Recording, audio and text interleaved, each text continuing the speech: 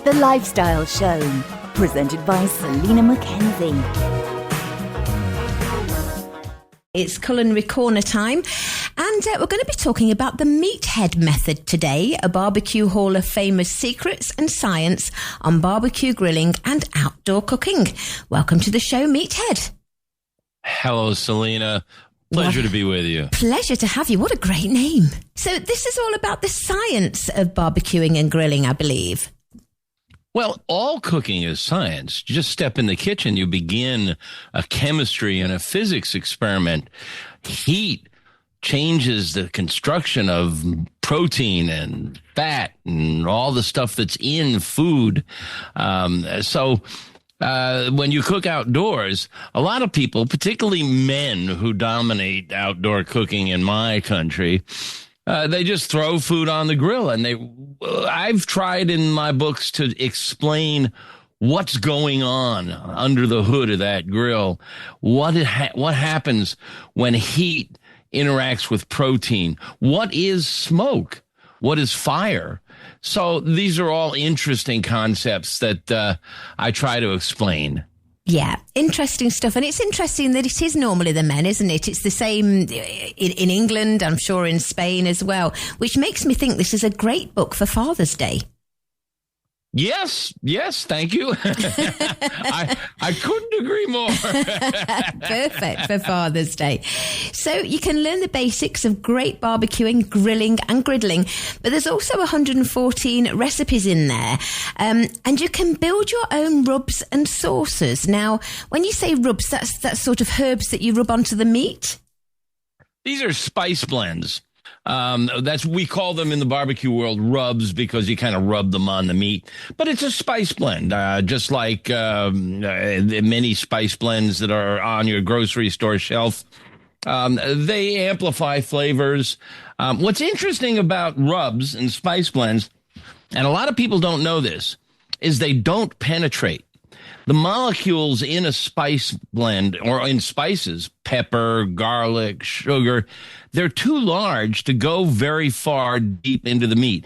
There's little tiny cracks and crevices in the surface that they can penetrate, maybe a 1/16 of an inch. But salt is the only one that can go deep into the meat. Salt is the magic rock.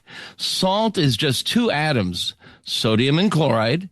And when they get wet on the surface of the meat, they get an electrical charge. It's called ionization, and they can actually migrate deep into the meat. It takes a long time, but salt does marvelous things to food. It amplifies the flavor.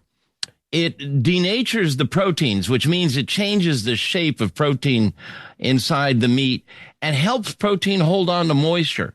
So when you apply a spice mix or a rub, it gets, the salt will go deep, but the rest of the stuff stays on the surface. How interesting. I just thought salt made things taste better. Clearly not. And how do we stop some food sticking to the metal? Are we not putting enough oil on it? Oh, it is tricky. Now, you don't want to put foil down because you want to expose the food to the flame and to the smoke. And a lot of people do. They lay the foil down. Foil is still metal. It's going to stick. The protein will adhere to hot metal, but eventually it'll let go. So the trick is you put the food down and you wait for it to let go. If you try to lift it and it's still stuck, leave it there. It's not going to burn. But the best technique that'll help it release is to oil the food. A lot of people oil the grill grates or the metal, which is okay, but then it changes the structure of the oil. It's called cracking, and it cracks the oil and changes the structure and changes the flavor. And in fact, it can even start at smoking. But if the foods, let's say if it's a steak or something, is cold, if you apply the oil to the food, it won't crack so quickly, and it will help it release. But here's a really interesting trick. Fish is the worst. Fish is absolutely the worst. It's almost impossible to keep it from sticking. What I do with fish is I use a little gadget. It looks like two tennis rackets hinged at the top, and you put the fish inside, so you turn the device rather than the fish. That works pretty well. But mayonnaise Mayonnaise is a suspension of oil and egg and maybe a little lemon juice or vinegar. But for some chemical reason, mayonnaise helps the fish release from the metal. Wow. And it doesn't leave a funny flavor. I know there's a lot of people who don't like mayonnaise, but it doesn't leave a flavor. So if you've got fish and you're worried about it sticking, either get one of those little gadgets that'll cradle the fish or slather it with mayonnaise. That is such a great tip. I love that. And I love mayonnaise, so I can try that next time. And what meathead is dry brining? Dry brining is a term I coined. It's been around for years, but nobody had given it a name until I called it dry brining. Brining is a technique of applying salt to food. I mentioned earlier how salt is the magic rock, how salt penetrates, how salt amplifies flavor, how salt helps hold on to moisture. Now, a lot of people will brine by mixing salt with water, and there's a formula for getting the right ratio, and then they submerge the food in it. It's pretty good for things like pork loin or turkey breast, chicken breast that are very lean, that don't have fat. Fat contributes extensively to mouthfeel. But if you've got a very lean, dryish piece of meat, brining it by submerging it in a saltwater bath helps the salt penetrate and do its magic. But it takes up a lot of space. A turkey, for example, you can't, the tub, you got to put the turkey in and you put it in your fridge. It just takes up all the room in the fridge.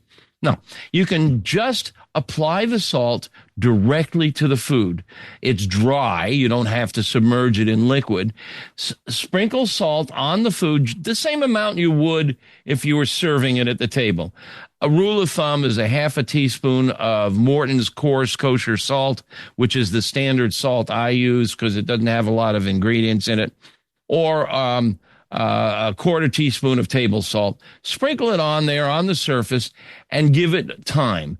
It'll take an hour or so for it to penetrate into a steak or a chicken thigh, a couple of hours for a chicken breast, overnight for a turkey. But you got to give it time, and the salt will penetrate and do its magic, and you don't have to submerge it in a vat of salt water. Wow, interesting. And you mentioned about the rubs and the sauces we can put on the meat. What about basting, like butter basting? Basting is interesting. It has pros and cons. One of the tricks, the things that is important to learn if you're cooking on a grill or indoors for that matter, is back down on the heat. We cook too hot, particularly guys. We go out there, we pound our chest. We're gonna burn some meat today. Back down. When you apply heat to meat or other foods, the proteins shrink and squeeze out the moisture, so you lose moisture and tenderness.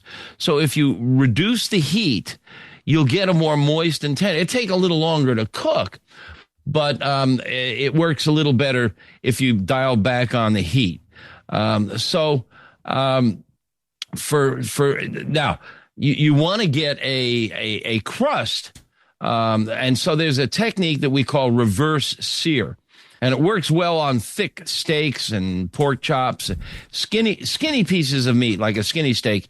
You do want to cook it fairly hot and fast to get that nice dark brown crust. The dark brown crust is a chemical reaction called the Maillard reaction, and it changes the molecules and it changes the flavor and it gives it more flavor. Everybody knows that the end cut on a roast is always the most flavorful because it's got all the dark brown surfaces. So reverse sear is an interesting technique. If, say, you've got an 1.5 to 2-inch thick steak, if you put it on over a high heat, the surface will brown. Then you'll have a layer underneath that's tan. Then you'll have a layer underneath that's pink. And then you'll have finally in the center that nice rosy medium rare color. And we know that at medium rare, it is the most tender and juicy. And that's a rosy color. Gosh, I don't know my centigrade numbers as well as I should. Don't worry. But it's 130 to 135 Fahrenheit in that range. Right. And that's medium rare. So you get this rainbow effect where only about a third or a half of the meat is perfectly cooked. If you dial back the heat and gently warm it, it will be more even color.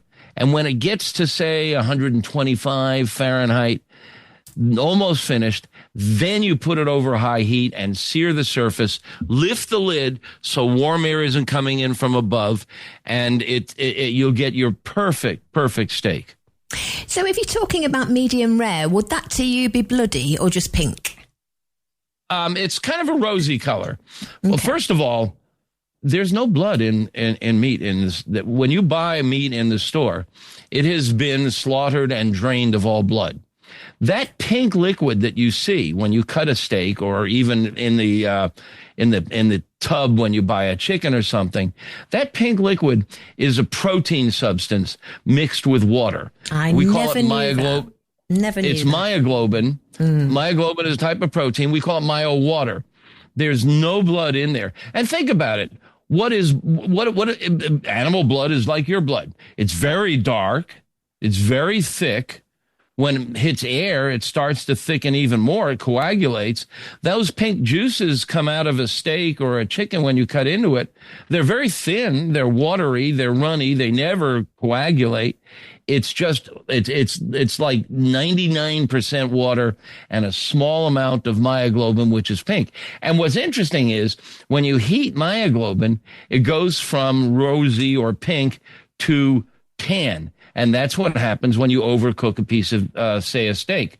It goes from almost purple when it's raw to rosy when it's medium rare to tan when it's well done. And that's because the myoglobin in the meat is changing color.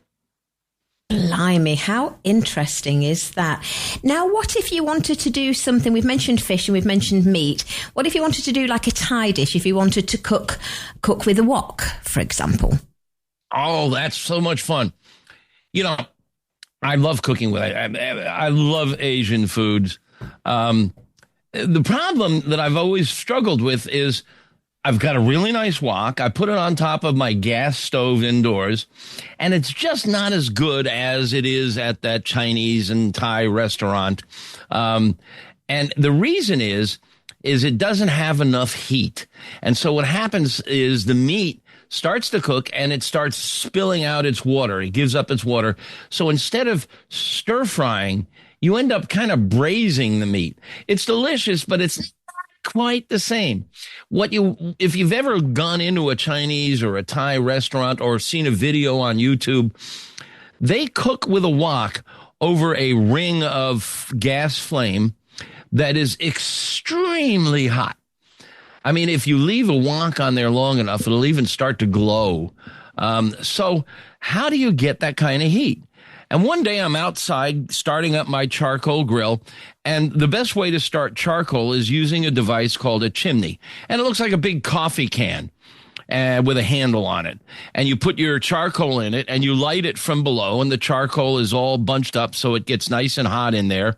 And then you can dump it out and cook, and you've got nice glowing coals. But as I'm watching, it's around dusk, and I notice there's this blue flame coming out of the top of this charcoal chimney. I mean, it looks like the back end of a jet. And it dawns, I go running for my thermometers. I got thermometers out the wazoo, and I stick one in there. It's over 1,000 degrees.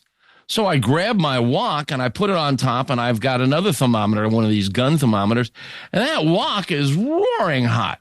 So I start cooking my stir fry on top of a charcoal chimney. It's equivalent in heat to the Chinese restaurant burners. It's massive heat. It's fantastic. And I cover this technique in the book. There's a couple little tricks. If you're cooking on a wok for a long time, the wok will smother the charcoal down below. So you gotta drill a couple of holes near the top of the wok to let oxygen in. But other than that, it's a tremendously effective way to cook on top of a grill outdoors. There are all kinds of stuff that I've done in the book that people don't think of you can do outdoors. For example, fried chicken. I don't know how fried chicken is over by you, but here in the States, it's very popular. Yes, yeah. Yeah, everybody loves fried chicken. If you cook it on your stovetop indoors, it spatters all over the stovetop, all over the counter, on the floor. It sets off the smoke alarms. It stinks up the house. I do all that on my gas grill. You get a Dutch oven. Pour about 2 inches of oil in it. Get it up to 375. That's your magic number for any kind of deep frying. 350 to 375 Fahrenheit, sorry. And you get it up to that temperature, and you can deep fry in it. And who cares if it smokes outdoors? Who cares if it spatters? And it's not going to catch your grill on fire. It's in a big old heavy Dutch oven. You're not going to knock it over. And when the chicken is done, you just take it out and you put it off to the side. The burners are off on one side, on the other side. And they just stay there and stay warm. It's fantastic. Whoever thought of just, you can cook on a wok outdoors, you can deep fry outdoors. All kinds of fun stuff you can do with grills. It's wonderful. And of course, over here in Spain, we can do that because we have the weather. Yes, you do. Yes, you do. Well, you were right when you sent me a message and said, are you sure we'll have enough time? I could talk to you for much longer, but sadly we're out of time. For our listeners, you can buy the book right now on our website, tre.radio. It's called The Meathead Method, a BBQ Hall of Famer's secrets and science on barbecue, grilling and outdoor cooking. It is perfect for Father's Day, and it's by Meathead, who we're chatting to now. Now, Meathead, you're also the founder of AmazingRibs.com. What's that? How nice of you to mention that. Thank you. Yes, it's a website. It's the largest and most popular barbecue and grilling website, and it's got a lot of this stuff in there. I love books. I'm an old man, and I was raised reading books, and books are wonderful because they have a beginning and a middle and an end. Websites, you parachute in and you don't know where you land, and you're kind of feeling your way around. But a lot of this information can be found on AmazingRibs.com. It's just not as easy. It's not as well organized, and there's a lot of new stuff. Most of the recipes are not on the website, and there's some good recipes. Excellent. Well, I certainly am looking forward to getting the book. I can think of a few people that would like to read that. Meathead, do come on the show with us again. There's much more to chat about, but thank you for joining us today. I'm at your service anytime you want me. You know where to find me. Bless you. Take care. Bye-bye.